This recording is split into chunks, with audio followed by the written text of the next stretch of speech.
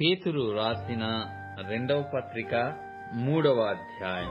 ప్రియులారా, మీ రెండవ పత్రిక మీకిప్పుడు వ్రాయిచున్నాను. పరిశుద్ధ ప్రవక్తల చేత పూర్వమందు పలకబడిన మాటలను ప్రభువైన రక్షకుడు మీ అపోస్తలుల ద్వారా ఇచ్చిన ఆజ్ఞను మీరు జ్ఞాపకము చేసుకొనవలెనను విషయమును మీకు జ్ఞాపకము చేసి నిర్మలమైన మీ మనస్సులను రేపుచున్నాను. అంత్యదినములలో అపహాసకులు అపహసించుచు వచ్చి తమ స్వకీయ దురాశల చొప్పున నడుచుకొనుచు ఆయన రాకడను గూర్చిన వాగ్దానమేమాయెను, పితరులు నిద్రించినది మొదలుకొని సమస్తమును సృష్టి ఆరంభమున్నట్టే నిలిచియున్నదే అని చెప్పుదురని మొదట మీరు తెలుసుకొనవలెను. ఏలయనగా పూర్వము నుండి ఆకాశముండెననియు నీళ్లలో నుండియు నీళ్ల వలనను సమకూర్చబడిన భూమియు దేవుని వాక్యము వలన కలిగెననియు వారు బుద్ధి పూర్వకముగా మరతురు. ఆ నీళ్ల వలన అప్పుడున్న లోకము నీటి వరదలో మునిగి నశించెను. అయితే ఇప్పుడున్న ఆకాశమును భూమియు భక్తిహీనుల తీర్పును నాశనమును జరుగు దినము వరకు అగ్ని కొరకు నిలువ చేయబడినవై అదే వాక్యము వలన భద్రము చేయబడి ఉన్నవి. ప్రియులారా, ఒక సంగతి మరచిపోకుడి. ఏమనగా ప్రభువు దృష్టికి ఒక దినము 1000 సంవత్సరముల వలెను, 1000 సంవత్సరములు ఒక దినము వలెను ఉన్నవి. కొందరు ఆలస్యమని ఎంచుకొనున్నట్లు ప్రభువు తన వాగ్దానమును గూర్చి ఆలస్యము చేయువాడు కాడు గాని ఎవడను నశింపవలెనని ఇచ్చయింపక అందరూ మారు మనస్సు పొందవలెనని కోరుచు మీ ఎడల దీర్ఘశాంతము గలవాడై ఉన్నాడు. అయితే ప్రభువు దినము దొంగ వచ్చినట్లు వచ్చును.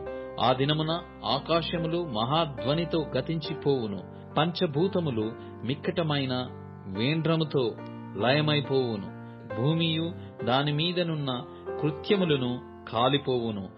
ఇవన్నీ ఇట్లు లయమైపోవునవి గనుక ఆకాశములు రవులుకొని లయమైపోవునట్టియు పంచభూతములు మహావేంద్రముతో కరిగిపోవునట్టియు దేవుని దినపు రాకడ కొరకు కనిపెట్టుచు దానిని ఆశతో ఆపేక్షించుచు మీరు పరిశుద్ధమైన ప్రవర్తనతోనూ భక్తితోనూ ఎంతో జాగ్రత్త గలవారై ఉండవలెను. అయినను మనమాయన వాగ్దానమును బట్టి క్రొత్త ఆకాశముల కొరకును క్రొత్త భూమి కొరకును కనిపెట్టుచున్నాము. వాటి యందు నీతి నివసించును.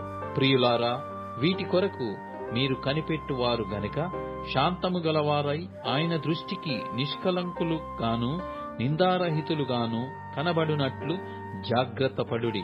మరియు మన ప్రభువు యొక్క దీర్ఘశాంతము రక్షణార్థమైనదని ఎంచుకొనుడి. అలాగూ మన ప్రియ సహోదరుడైన పౌలు కూడా తనకు అనుగ్రహింపబడిన జ్ఞానము చొప్పున మీకు వ్రాసియున్నాడు. వీటిని గూర్చి తన పత్రికలన్నిటిలోనూ బోధించుచున్నాడు. అయితే వాటిలో కొన్ని సంగతులు గ్రహించుటకు కష్టమైనవి. వీటిని విద్యా విహీనులను అస్థిరులునైన వారును తక్కిన లేఖనములను అపార్థము చేసినట్లు తమ స్వకీయ నాశనమునకు అపార్థము చేయుదురు. ప్రియులారా, మీరు ఈ సంగతులు ముందుగా తెలిసికొనియున్నారు గనుక మీరు నీతి విరోధుల తప్పుడు బోధల వలన తొలగింపబడి మీకు కలిగిన స్థిర మనస్సును విడిచి పడిపోకుండా కాచుకొనియుండుడి. మన ప్రభువును రక్షకుడునైన యేసుక్రీస్తు అనుగ్రహించు కృపయందును జ్ఞానమందును అభివృద్ధి పొందుడి. ఆయనకు ఇప్పుడును యుగాంత దినము వరకును మహిమ కలుగునుగాక. ఆమేన్.